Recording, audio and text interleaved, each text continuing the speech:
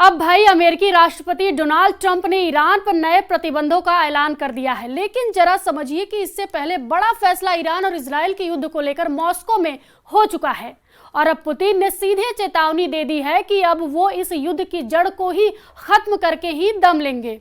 लेकिन अब वही ट्रंप ने पुतिन के गुस्से को भड़काने वाला एक और बखेड़ा यानी बड़ा कदम उठा लिया है।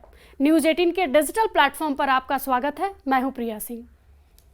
व्हाइट हाउस के ऊपर आसमान गरजने लगा और सामने आए दुनिया के सबसे बमबाज B-2 और साथ में दोनों तरफ F-35 दुनिया के खतरनाक फाइटर जेट, दुनिया के सबसे खतरनाक बॉम्बर के साथ उड़े। नीचे सलामी ले रहे अमेरिका के राष्ट्रपति डोनाल्ड ट्रंप।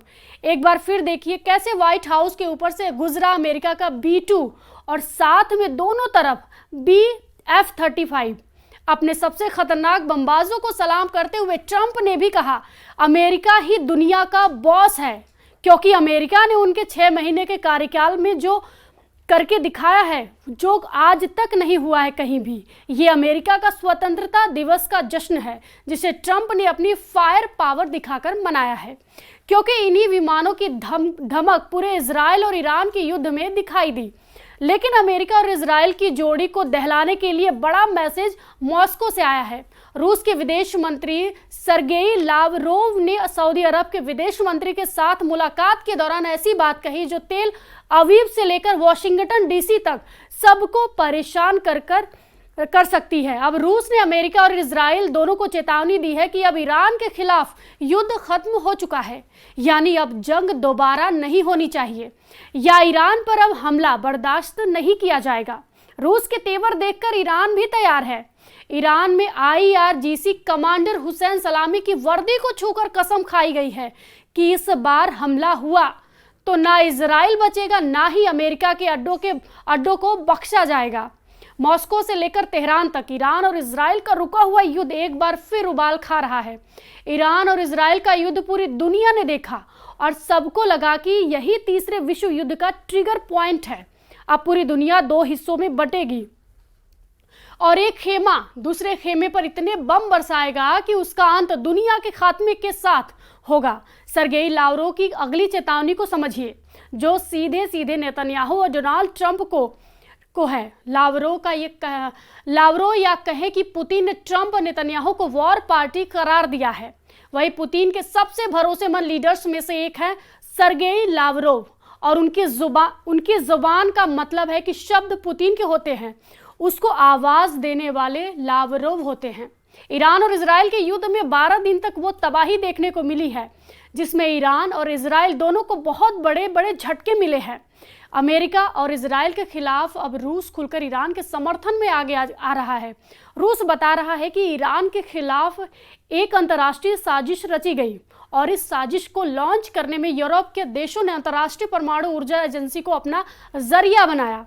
ईरान के खिलाफ जब इजराइल ने 13 जून को हमला किया था, तब उसने IAEA के प्रस्ताव को ही बहाना बनाया था और इसी को हथियार बनाकर ट्रंप ने भी अचानक बातचीत से पलटी मारी और इजराइल को पूरा समर्थन देने के साथ 22 जून को ईरान के परमाणु ठिकानों पर स्ट्राइक भी कर दी। आपको बता दें कि 12 दिन के युद्ध यानी इजराइल के हमलों में ईरान को नुकसान तो बहुत ज़्यादा हुआ, लेकिन इस जंग का फैसला अभी सीज फायर के साथ ही हुआ है, यानी ईरान और इजराइल दोनों अभी एक प्लेटफॉर्म पर हैं।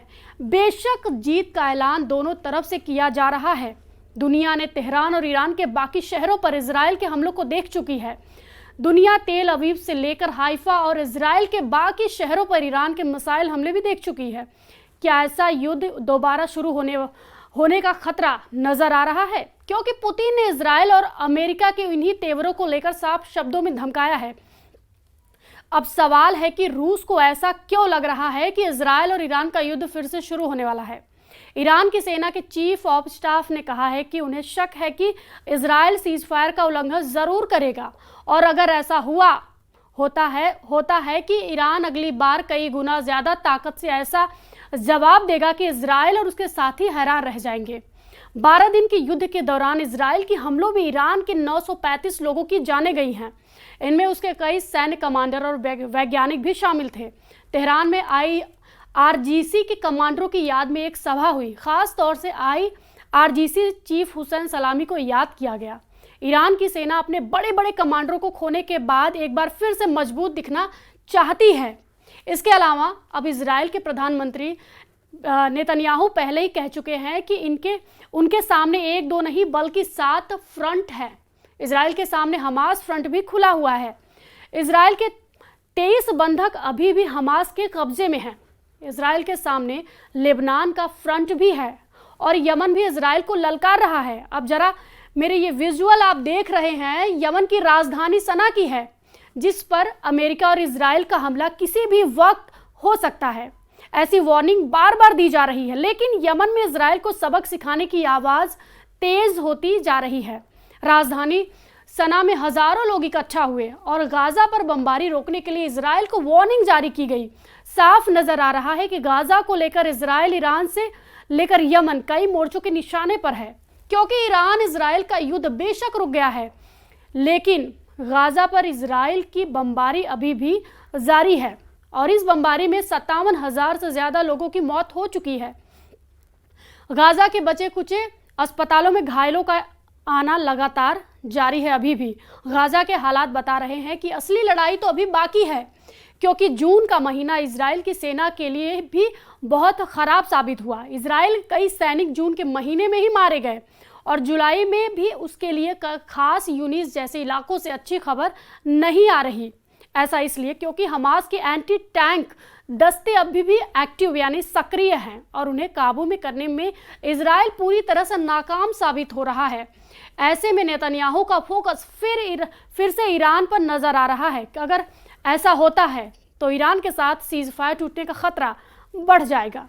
ये बात डोनाल्ड ट्रंप भी जानते हैं और मॉस्को में पुतिन तो ये बात बार बार बता रहे हैं कि अगर ऐसा हुआ तो समझ लीजिए इस युद्ध को रोकना अब ट्रंप के लिए भी मुश्किल हो जाएगा। और अब तो अमेरिका के B-2 बॉम्बर इजराइल को देने की बात हो रही है। यानी ट्रंप की रेंज से इजराइल और ईरान का युद्ध निकलता हुआ साफ साफ नजर आ रहा है।